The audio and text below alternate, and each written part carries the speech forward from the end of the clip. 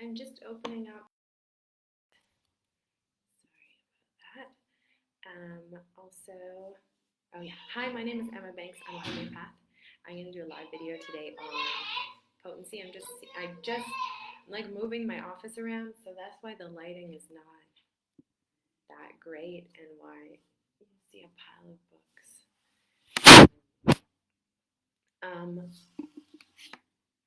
Also, why is sorry about this, guys. For some reason, my computer's not, there we go. Okay, also in this moving around of my office, I lost my headphones, so I see that someone possibly is watching. If you can like make in the comments if you can hear me or not, that would be fantastic. And I'll just close some windows to try and get a better, or if the sound is okay. Oh, I don't want to close that window. Oh well, okay. So yeah, hello. I do these live, it's still telling me to close more windows. So when you do a live video, Facebook tells you if it's good quality or you need to do something. So sometimes it tells me to do some things. Do not need that open. Okay. Yeah, if anyone can comment whether the quality is good or not. Now we're almost at 2 minutes, so for people watching this later, you can just start at 2 minutes.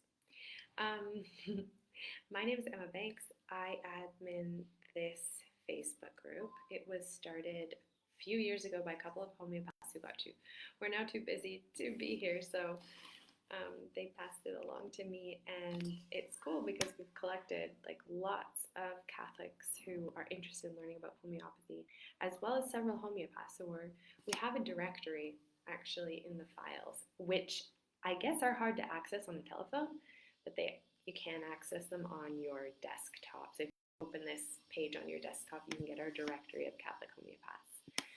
And we need to have some of them in to do like a guest speaking event so we could get to know everyone too. That's been something that I'm thinking about, having people, different group members come on and talk about homeopathy as well as some homeopaths. Yes, so today I will be talking about potency, which is a fun discussion, and there's so many different lines of thinking in it. I just wanted to introduce myself first to say what my background is, so to give you some context to why I can speak to this topic. So I started studying homeopathy when I was about 21, and I did 1 year by correspondence with the School of Homeopathy in England. They did correspondence homeopathic courses. They were one of the first ones in English to do homeopathic correspondence courses worldwide, internationally, anyone can take it. Whereas now all the schools are doing correspondence now. Yeah? I'd love to see what you found, but I'm doing a talk right now. Can you show Papa? I think Tiamani's calling you. I gave him in the apartment scavenger hunt game. Okay, that's excellent. Go find something that... Yeah, I can see it. Go find something...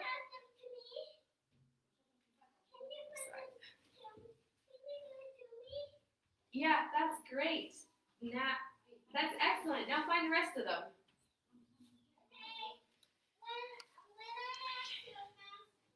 Okay, I love you. Okay.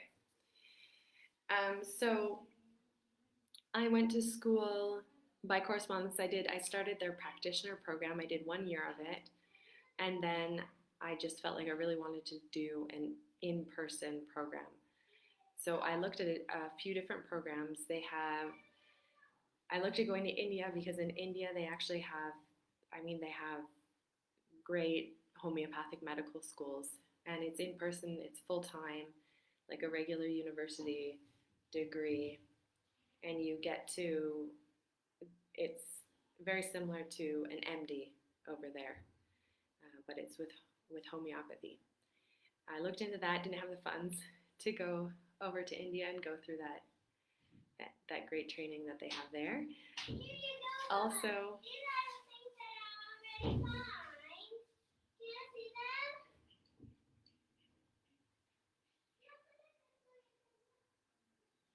he's being really cute, but he's not supposed to come in here while I'm working. If anyone can let me know, make sure that you can hear me, because I usually use headphones, but I'm moving my office around. I can't find them right now. So I looked into going into India, didn't have funds to go there. They also had actually a similar program briefly. I think they had 2 graduating classes in Arizona in the United States, and it was also an in-person full-time program. I also didn't have the funds to do that. So I wanted to start right away. I ended up going to Montreal. I'm from Canada. I'm from Vancouver, Canada, and I moved to Quebec and went to their in-person program. I didn't look at that one first because they only take, at that time, they're only taking classes every 4 years. And so I had to wait. I had to wait 2 years to join their program. So I did. I moved to Montreal. I did in the in-person training. In Canada and the United States, it's usually not Monday to Friday. It's usually weekends because it's not part of the official state or country schools.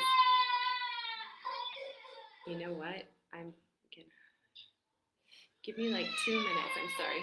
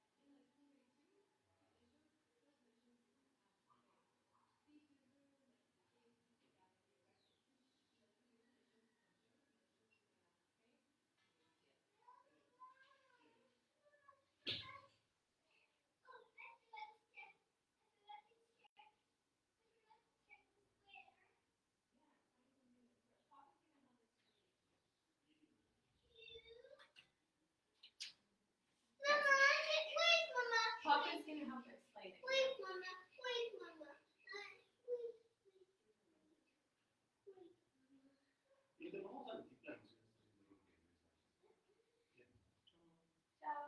Papa's going to explain it to you.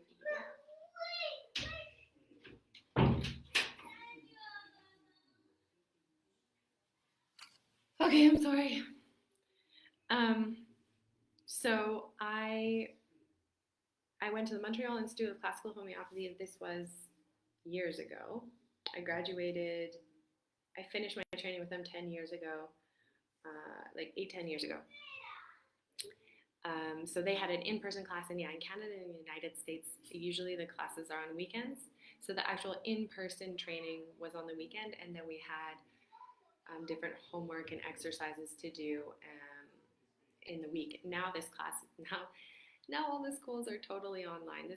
It's changed a bit since I went there,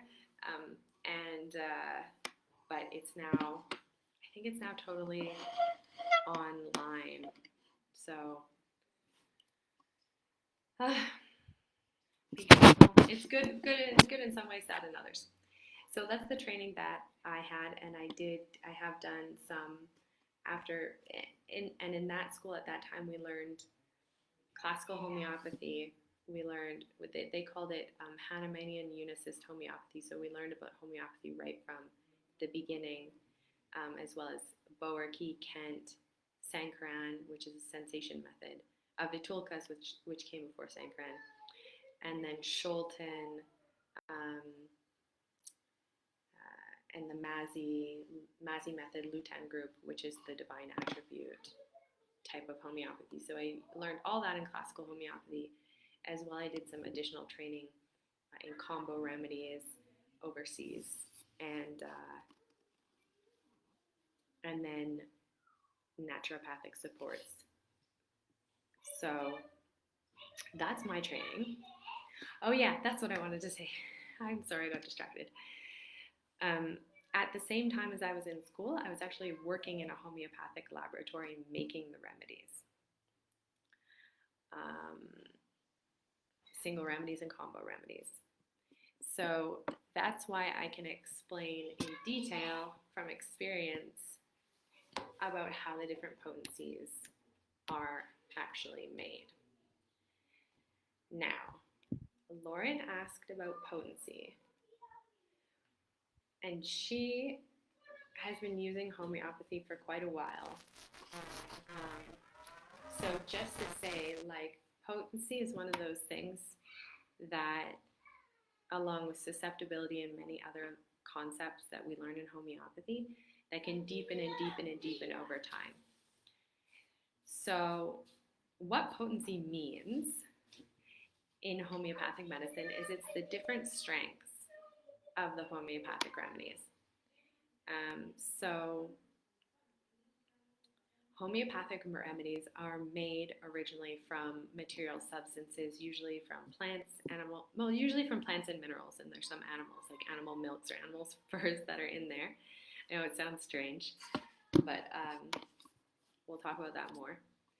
So, for example, if we make a homeopathic remedy from a herb, for example, arnica. Arnica is a flowering plant that's used in herbal medicine as well as homeopathic medicine. That we take a tincture, which is basically an extract of the medicinal properties of the plant. We dilute it in water, and then that water goes through a mechanical agitation process. And then it's diluted again, goes through another mechanical agitation process, which is called succussion. Diluted again, mechanical agitation. So it goes through these two steps, and that's what makes the homeopathic remedy. And when it's gone through when it's gone up to 7C, there's no longer any molecules left of technically any molecules left of the original substance. So at that point, we're looking at nanoparticles and the structure of the water or the structure of the liquid. Just to say, that's why we say homeopathy is non-toxic. So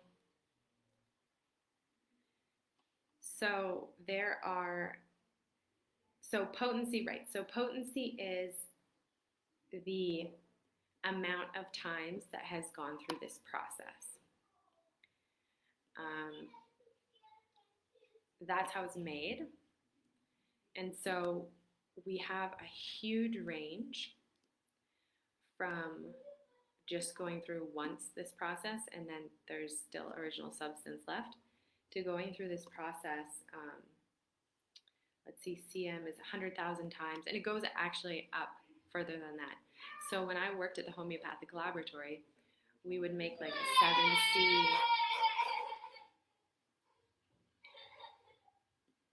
He's really bored.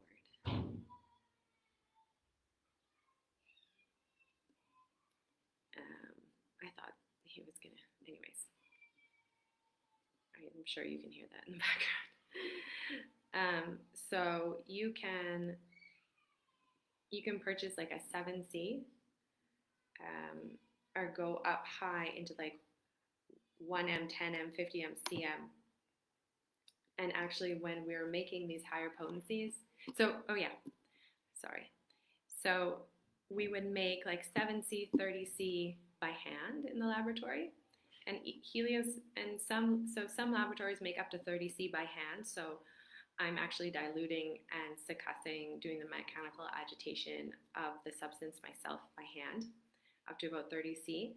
And then at 30C, we'd often put it onto the machine to go up to 200 and further.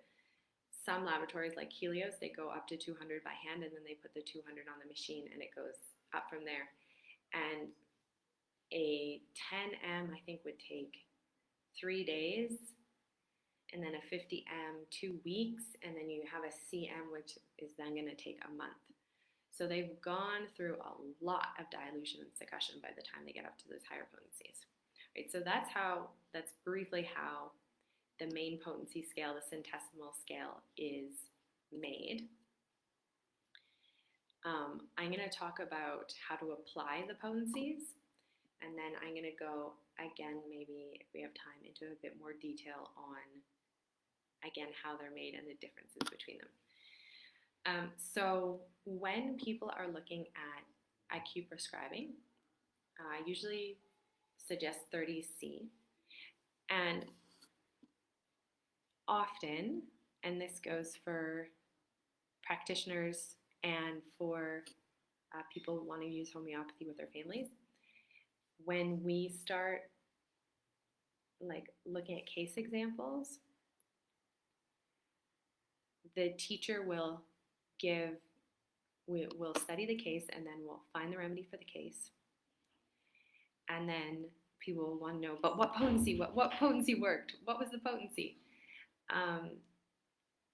And so it's often like a bigger question in the beginning when you're trying to orient yourself in homeopathy, because it's a different way of thinking than with regular conventional medicine. And then usually what the teachers say at that point is just, it's more important to find the right remedy than the right potency. The right potency is the one that you have on hand. And this is mostly true. It's going to help you much more to get the right remedy than to get the right potency. Because if you have the right potency in a remedy that doesn't help you, then it's not going to help you. But if you have, say you want to be giving someone a 200C and you just have a 7C of whatever remedy that matches them, 90% chance that 7C is still going to be helpful for them. It's just going to need to be repeated more often because it's lower. This talk, by the way, is for people who are already a bit familiar with homeopathy, because for people who are beginners, just go for 30C for acutes. Now I'm going to get into more details for people who have more experience with homeopathy or want to be more advanced in choosing their potency. If you are new, go for 30C. It's like a mid-range potency. And then work on how often you need to redose. So for those who have been using homeopathy for a while and say been using 30C for a while, let me just pull up my notes that I had written to her with a brief explanation. Okay, a brief outline of what I want to talk about. Basics of the Sankaran scale. Yeah, excellent. Okay.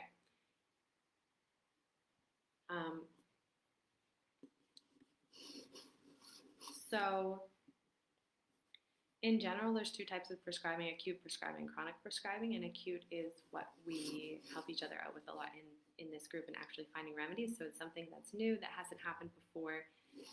For example, a baby who gets constipated from starting solids, it has a specific beginning, versus a chronic issue would be constipation on and off someone's whole life. You're not really sure when it started.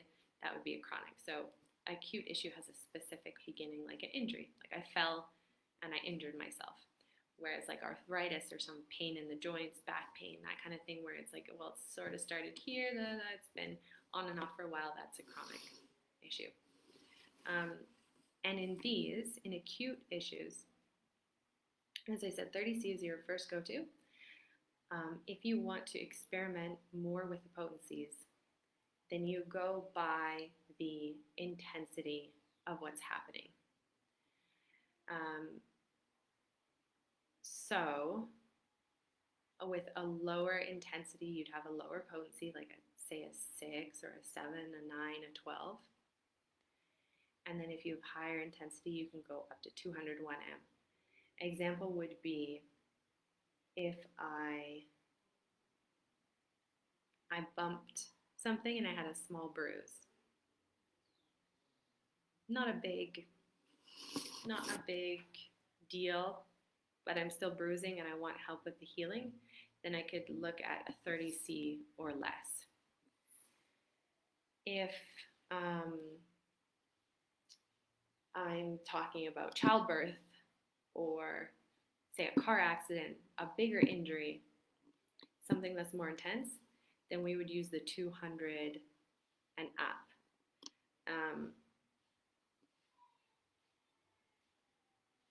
If your illness is really intense, we can go up to. So in like the flu, we're using any kind of potencies between 7 and 200. When COVID happened, we saw that people were even needing higher than 200. They were needing 1M, which is 1,000 Roman numerals. It was more intense. It shook the person more to the core. Whereas now that we're sort of more used to COVID, it's in that flu cold area. So we're still more looking at 6 to 30 to 200. I realized I didn't tell you the potencies before I started talking about them. In homeopathy, the labs don't sell every single potency from 1 to 100,000, a million. We've stuck with certain ones because that would just be making too many different remedies. So what we usually see is we'll start with 5, there'll be 5, 6, 7, 9, 12, 15, 30, 200, 1,000, which is 1M. Then 10,000, which is 10M, 50,000, and you're not probably going to look at potencies higher than that unless you're doing constitutional care. So it was Kent who developed those. It was in Kent's time that we decided on those potencies. And so for acutes, it's really the intensity. For constitutional care, we go through a different, it's not as much the intensity, but it's where the focus of the struggle is in the person's life. So when you are going to see the homeopath for constitutional care, and you're talking about what your symptoms are, the homeopath is looking at if these are my symptoms, I have this symptom, this cough, I have this thing in my leg, I have this emotional thing, I have this memory thing, I have maybe trouble with balance. So all these different symptoms, what we're looking at is what is that centerpiece that ties in to all those symptoms. We're also looking at, in the person's life, where is the stuckness, the lack of freedom. And so when someone comes in with a physical complaint, they're going to have, that physical complaint is going to have a direct tie into how it's inhibiting their freedom. Freedom of response, freedom in their being. So for us, that's called susceptibility. Just to give you some homeopathic vocabulary, what are we susceptible to? And that dynamic is what we match to, what we get a remedy to match to that dynamic. And where that dynamic, where that centerpiece is, where it is the most stuck, where our susceptibility is being triggered the most, is where we're going to, we're addressing the totality and that center point with the homeopathic remedy, and then we're also choosing the potency based on where the center of the struggle is as well. And the person's way of expressing what their struggle is going to dictate also what potency that we're going to have, because we can have, say, this is the struggle that's happening, and say, okay, here, I'm going to do it with one hand so I can use my other one. So say this is the struggle that's happening. If you're listening, I'm holding my hand like in a circle, and say this is the part. So I'm kind of cutting off a slice of the circle at the edge there. This is the part that is where we're seeing most of our struggle.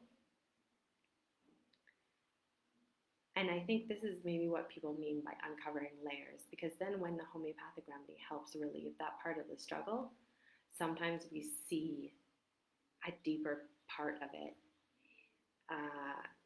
So it's not like that deeper part wasn't there before, but sometimes when we're going through homeopathic treatment, we can then see that deeper layer, say, underneath, or the deeper area underneath. And what that is that's what was really bothering us deeper underneath, but we didn't know how to express it, or we didn't know how to see it, or we felt it, but we didn't know what it was, or we didn't notice it, we didn't have words for it. And then we get amelioration.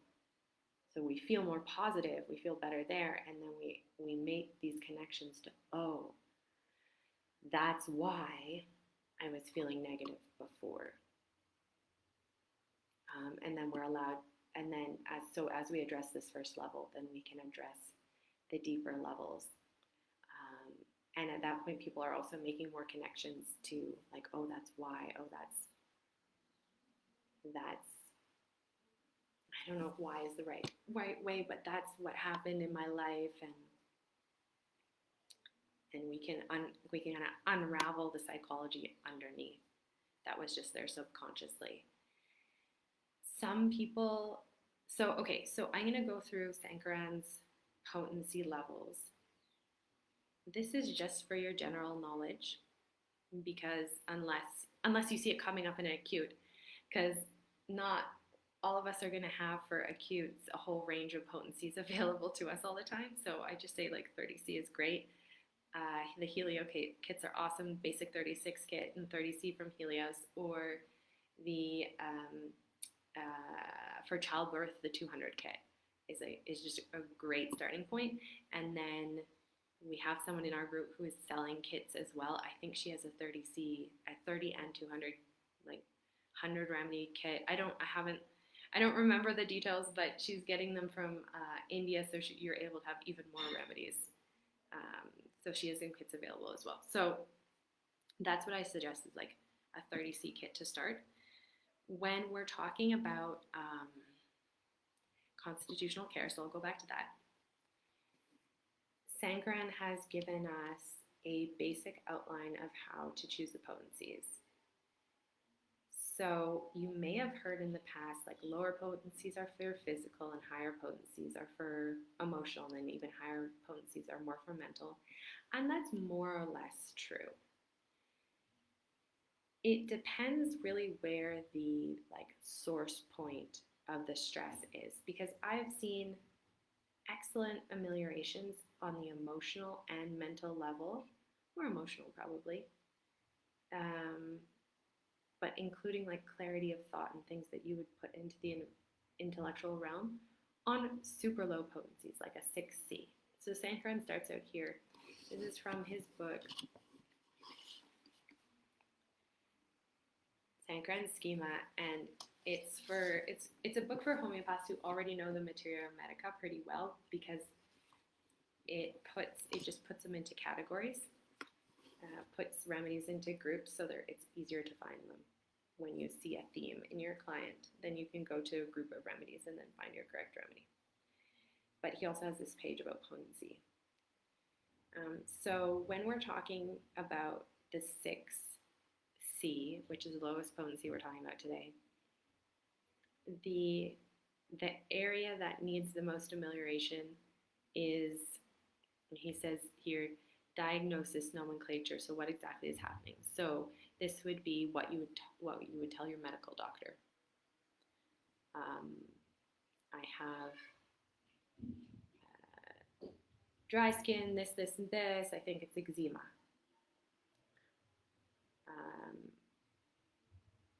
So that would be if we're targeting that specific, something with something that can be named,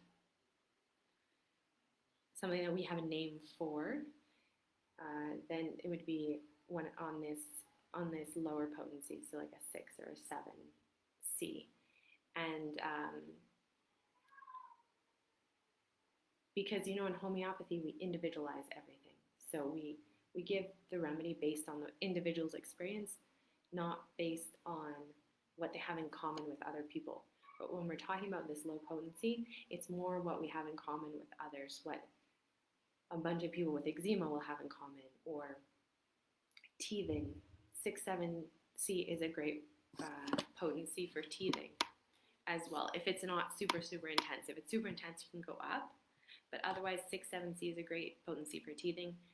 Boron's camellia, which is really popular, which is in those little ampules with liquid, they're in 7Cs, and so they can be repeated. The other thing is a potency at this level needs to be repeated daily daily if it's a long-term issue, or multiple times a day if it's an acute issue. Then after that, we talked about 30C. So 30C, he says it's the fact level. So we've gone from eczema to my particular experience of eczema. So let's say and it's at this place and this place and this place on the body, and it's better for this, worse for that. Go into more details. That is when we use the 30C. Then the next is when someone starts to talk about, say it's at this place and this place and this place on my body, it's better for that, worse for that, and I feel so frustrated about it. And I can't wear my summer dresses because when I go into the office, then I have dry eczema that's falling off, and I think my colleague, is thinking about this, and I'm a bit you start to have feelings and relationships go into it. That in constitutional is when we start to look at the 200C potency to match if that's where the main place in their struggle is. Because for some people, so he says here, fact unqualified, feeling unqualified. It's when the client talks about this without being asked. So maybe that person who needs the 6C says, okay, I have this and this and this, that's my diagnosis. If I push them, I'm like, okay, but how do you feel about it? Do you feel sad? They're going to be like, well, I feel kind of like this. So they might tell me a feeling, but it's not really where their main problem is at. So this is why we go to school for so long and we have so much experience, because the way that someone talks about something changes which potency is going to really have a deep healing for them. So people who need the 200 level potency, it's going to be more affecting the emotions and feelings. Then Sankaran says we go up to the perception level. And in this level, we're talking about the situation, more how it's experienced. We're going to have more talk about dreams, more gestures. It's going to become more abstract. So they say, yeah, I have the eczema. it's in eczema 6C, okay? It's in this and this and this place in my body. I have these, it's better for, worse for that, 30C. It makes me feel frustrated and people are looking at me weird and I'm afraid that I'm not going to get my raise because this is totally fictional, but I'm probably trying to get you like cartoony sort of examples here. So that'd be 200. Then we go into a more inner experience. So the person might be like, yeah, it feels like my skin is crawling. My skin is crawling. Not getting the raise is gonna make it like I'm not doing my part in society because I'm not getting my raise, and see, it sort of becomes like the world perception is where the stress is at when someone needs the 1000 potency.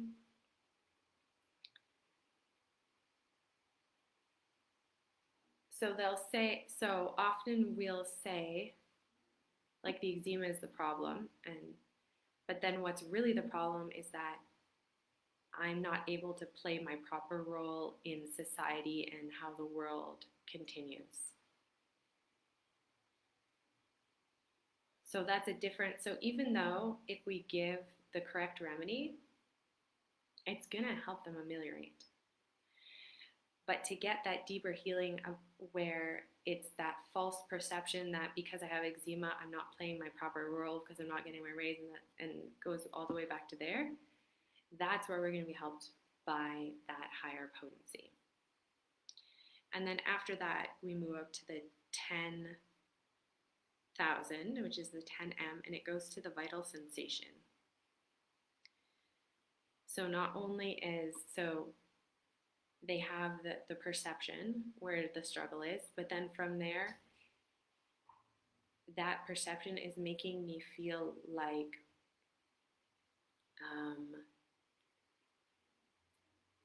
I'm being squeezed between two rocks and my body is being compressed like this and pushed out the side because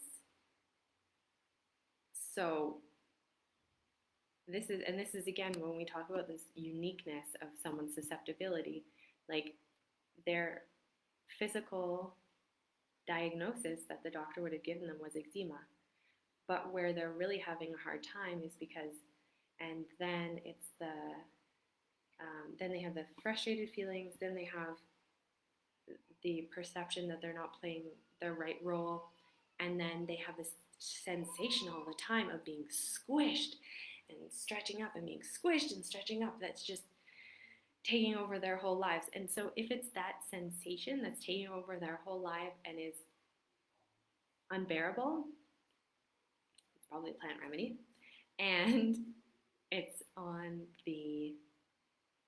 then at that 10M, that 10,000 potency level. So that's Sankaran, how Sankaran explains the levels. And then after it goes 50 and 50,000 and 100,000, and it keeps getting even more abstract and more subjective and more experiential in those layers, in those to where the struggle is actually at its strongest. I've been talking for like half an hour now.